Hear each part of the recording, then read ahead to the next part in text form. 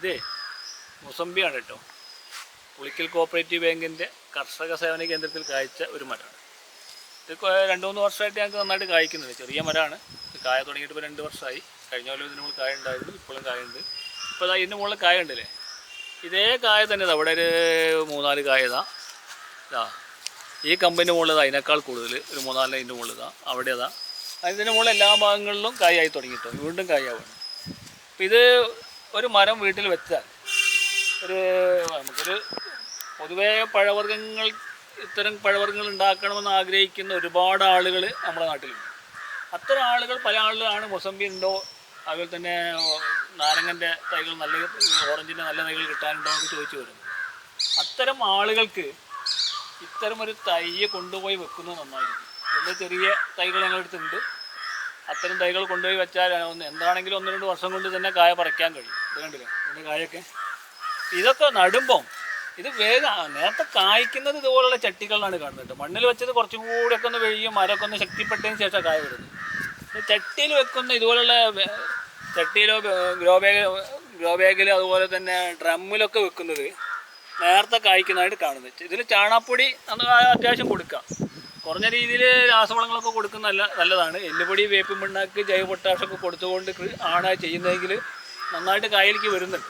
അപ്പം നല്ല വളപ്രയോഗം, ഈ മണ്ണും വളം കമ്പോസ്റ്റ് എല്ലാം കൂടി കൂട്ടി ചട്ടിയിൽ നിറച്ച് ചെറിയ തൈ ചട്ടി സെറ്റ് ചെയ്താൽ ഒരു 20-20 ഒരു ചട്ടിക്കാണെങ്കിൽ, ഇതുപോലുള്ള ചട്ടിക്കാണെങ്കിൽ എന്താണെങ്കിലും ഇങ്ങനെ കാഴ്ച വെക്കും. നല്ല ഭംഗിയായിട്ട് വീട്ടുമുറ്റത്ത് ഒരു ചെടി കാണുമ്പോൾ നമ്മളൊരു സന്തോഷം ഉണ്ടാവും.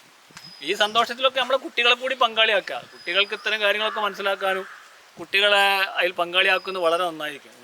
നമ്മളൊക്കെ തന്നെ കുട്ടികൾക്ക് വേണ്ടിയാണല്ലോ കൂടുതൽ സമയം ചിലവഴിക്കുന്നത്. അപ്പോൾ കുട്ടികളെ ഇതിൽ പങ്കാളിയാക്കിക്കൊണ്ട് കുട്ടികൾക്ക് ഇതിൻ്റെ എല്ലാ അറിവുകളും പറഞ്ഞു കൊടുത്തുകൊണ്ട് മുന്നോട്ട് പോകുന്നത് വളരെ ഗുണകരമാണ്. ഇത് തന്നെ കണ്ടില്ലേ, ഈ ഇതിന്ന് കായ വീണതാണിത്. 2 കായ കൂടി ഉണ്ടായിരുന്നു, 2 ഇപ്പം ഇന്നലെ നഷ്ടപ്പെട്ടിട്ടുണ്ട്.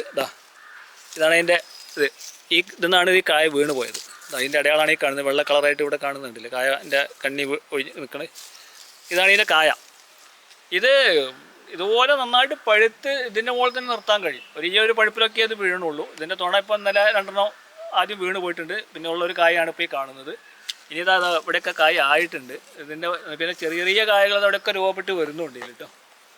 അപ്പോൾ അതുകൊണ്ട് ഇത്തരമൊരു ചെടി വെക്കണമെന്ന് ആഗ്രഹിക്കുന്ന ആർക്കും നന്നായിട്ട് ഇത് വീട്ടുമുറ്റത്ത് തന്നെ സെറ്റ് ചെയ്യാൻ കഴിയും.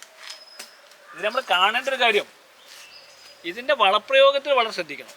പച്ചച്ചാണകം കൂടുതൽ കലക്കി ഇതിനെ ശല്യം ചെയ്യുന്നൊരവസ്ഥയിലേക്ക് പോകരുത്. നല്ല ഉണങ്ങിയ ചാണകപ്പൊടി, അതുപോലെ തന്നെ എല്ലുപൊടി, വേപ്പിൻ പിണ്ണാക്ക്, ജൈവ പൊട്ടാഷ്, ചൈരി കമ്പോസ്റ്റ്, മണ്ണ് എല്ലാം കൂടി നന്നായിട്ട് മിക്സ് ചെയ്തിട്ട് വേണം ചട്ടിയിൽ നിറയ്ക്കാൻ. അങ്ങനെ ചട്ടിയിൽ നിറച്ച് സെറ്റ് ചെയ്ത് ഉണ്ടാക്കുകയാണെങ്കിൽ ഇത്തരമൊരു മരം നമ്മൾ ഏത് വീട്ടുമുറ്റത്തും സെറ്റ് ചെയ്യാൻ കഴിയും. അതിനുവേണ്ടി നമ്മൾ കൂടുതൽ ശ്രമിക്കുക. അങ്ങനെയാണെങ്കിൽ ഒരു നല്ല തൈനെ നമുക്ക് ഉൽപ്പാദിപ്പിച്ച് ഒരു നല്ല ഇതിനെ നല്ല മരമാക്കി തന്നെ മാറ്റിയെടുക്കാൻ കഴിയും. മണ്ണിലാണെങ്കിൽ ഇത് വലിയ മരമാക്കി കൊണ്ടുവന്ന് നന്നായിട്ട് കായ ഉണ്ടാകുന്ന മരമാക്കി മാറ്റട്ടോ. മണ്ണിലാണ് ചെയ്യാൻ നല്ലത്. എന്താണെങ്കിലും ചെയ്യുമ്പോൾ ഭൂമി നിരപ്പിൽ നിന്ന് പൊന്തി നിൽക്കുന്ന രീതിയിലാണ് ഇതിനെ ചെയ്യേണ്ടത്. അതിൻ്റെ നമ്മൾ പല വീഡിയോകളിലും അത് കൃത്യമായിട്ട് പറയാറുണ്ട്. 1 മീറ്റർ ചതുര കുഴിയെടുത്ത് ആ കുഴിയിലേക്ക് മുഴുവൻ മണ്ണും കുഴിയിലേക്ക് തന്നെ ഇട്ട് ആ മുഴുവൻ മണ്ണും കുഴിയിലേക്ക് ഇടുമ്പോൾ ആ മണ്ണ് കുറച്ചുകൂടി പൊന്തി നിൽക്കും. ആ പൊന്തി നിൽക്കുന്ന മണ്ണിൽ കൂടി നന്നായിട്ട് വളം മിക്സ് ചേർത്തിട്ട് അതിൻ്റെ സെൻറ്ററിൽ ഒരു പിള്ളക്കുഴി എടുത്ത് കുഴിച്ചിട്ടാൽ അതാണ് ഏറ്റവും നല്ലത്. അല്ലാതെ പഴയ കാലത്ത് നമ്മളൊക്കെ പഴയ തലമുറയിൽ ഒരു പഴയ ചിന്ത ഇപ്പോൾ നിലനിൽക്കുന്നുണ്ട്, ഒരു കുഴിയിൽ ചെടി നടുക എന്നുള്ളത്. അത് പലപ്പോഴും കുഴിയിലാവും. ആ കുഴിയിലായി കഴിഞ്ഞാൽ അത് നമുക്ക് പിന്നീട് അതിന് ഫംഗസും മറ്റൊക്കെ വരാൻ സാധ്യതയുണ്ട്. എനിക്ക് ഈ ആഴ്ചയിലുണ്ടായ ഒരു അനുഭവം കൂടി ഞാൻ പങ്കുവെക്കാം. ഈ ആഴ്ചയിൽ ഇവിടുന്ന് കൊണ്ടുപോയൊരു പ്ലാവ് നട്ടിട്ട് എന്നെ കാണാൻ വേണ്ടി വിളിച്ച്. അതിൽ 1000 രൂപൻ്റെ പ്ലാവ്, വലിയ പ്ലാവാണ്, വലിയൊരു കുഴിക്കുള്ളിലാണ് അത് നിൽക്കണത്. ഞാൻ അപ്പോൾ അവരോട് പറയും, ഇത് ഒന്ന് എന്താ മാഷെ ഇനി ചെയ്യാമെന്ന് ചോദിച്ചപ്പോൾ അത് പറിച്ചിടുന്ന പൊന്തിക്കാറ്. ആ പൊന്തിച്ചാൽ അത് നഷ്ടപ്പെട്ട് കഴിഞ്ഞാൽ ഞങ്ങളുടെ അടുത്ത് കൊണ്ടുപോയൊരു സാധനം നഷ്ടപ്പെട്ടു പോകുന്നുള്ളൊരു പ്രശ്നം എനിക്ക്. എന്താണെങ്കിലും അത് അതേ രീതിയിൽ നിർത്തിക്കുകയാണ്. അതിനെ സൈഡിൽ നിന്നൊക്കെ മണ്ണെടുത്തുകൊണ്ട് അത് അങ്ങനെ നിർത്തിക്കുകയാണ്. അതൊക്കെ തന്നെ ഉയരം നന്നായിട്ട് വലിയ കുഴിയെടുത്ത് ഞങ്ങൾ പറയുന്ന രീതിയിൽ സെറ്റ് ചെയ്താൽ 100% ഉറപ്പ് തരാം അത് അത്തരം സാധനങ്ങൾ നഷ്ടപ്പെടാതെ മുന്നോട്ട് കൊണ്ടുപോകാൻ കഴിയുന്നുള്ളത്. ഈ ഒരു കായ നമുക്കൊന്ന് മുറിച്ച് നോക്കട്ടോ.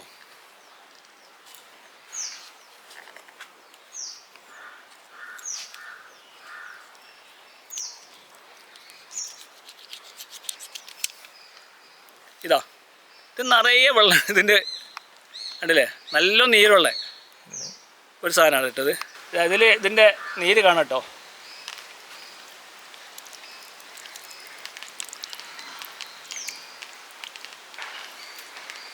ഉണ്ടല്ലേ?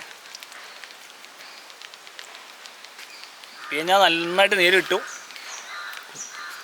ഇത് മധുരം കേട്ടോ, നല്ല രുചിയുള്ള സാധനമാണ്. എങ്ങനെയുണ്ട്? നല്ല ടേസ്റ്റ് ഉണ്ട്.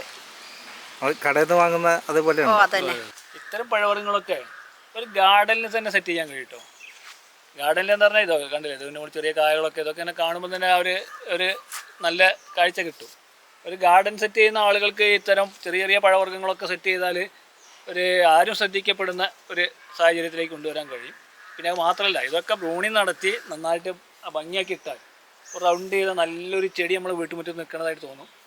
അതിലുപരി ഇതിൻ്റെ കായ നമുക്ക് ഉപയോഗിക്കാനും കിട്ടും, ഇതിൻ്റെ പഴം കിട്ടും. മൊസമ്പിൻ്റെ ഒക്കെ ഒരു കായ പറിച്ചെടുത്ത് വീട്ടിൽ നിന്ന് തന്നെ നമുക്ക് ഉപയോഗിക്കാൻ കഴിയുക എന്നുള്ളൊരു സന്തോഷത്തിൽ നമുക്ക് പങ്കാളിയാൻ കഴിയും. നമ്മളെ കുട്ടികൾക്കൊക്കെ തന്നെ ഒരു നല്ല അനുഭവം അതിൽ നിന്നുണ്ടാവും. അത്തരം ഒരു കാര്യത്തിലേക്ക് നമ്മൾക്ക് പോവാം എന്നാണ് ഇതിനെ സംബന്ധിച്ച് പറയാനുള്ളത്. ഗ്രാഫ്റ്റ് ചെയ്തതും ബെഡ് ചെയ്തതും ഒക്കെ ആയിട്ടുള്ള തൈകൾ ഞങ്ങൾ കയ്യിലുണ്ട്. ഞങ്ങളുമായി ബന്ധപ്പെട്ടാൽ കൊണ്ടുപോകാൻ കഴിയുന്നതാണ് കേട്ടോ. ഒരിക്കൽ കോഓപ്പറേറ്റീവ് ബാങ്കിൻ്റെ കർഷക സേവന കേന്ദ്രമാണ്. 8078 160 440 ആ നമ്പറിലേക്ക് വിളിച്ചാൽ നിങ്ങൾക്ക് ഏത് സാധനം വേണമെങ്കിലും കൃത്യമായ വിവരം കിട്ടും, ഇവിടുന്ന് കൊണ്ടുപോകാൻ കഴിയും. ഇതിൻ്റെ ഉള്ളിൽ എല്ലാവിധ സാധനങ്ങളുണ്ട് എന്നുള്ളതുകൊണ്ട് തന്നെ ഒരു പുതിയ വീട് വെച്ചാൽ ആ വീടിൻ്റെ മുറ്റത്തേക്ക് ആദ്യമായി താമസിക്കുന്ന സമയത്ത് എന്തെങ്കിലുമൊക്കെ സാധനം കൊണ്ടുപോയി നടണമെന്നുണ്ടെങ്കിൽ ഞങ്ങളുടെ സ്ഥാപനവുമായി ബന്ധപ്പെട്ടാൽ നിങ്ങൾക്ക് ആവശ്യമുള്ള എല്ലാ സാധനങ്ങളും കൊണ്ടുപോകാൻ കഴിയും എന്ന് ഉറപ്പിച്ചിട്ട് കയറി വരാൻ പറ്റുന്ന ഒരു സ്ഥാപനമാണ് പുളിക്കൽ കോഓപ്പറേറ്റീവ് ബാങ്കിൻ്റെ കർഷക സേവന കേന്ദ്രം.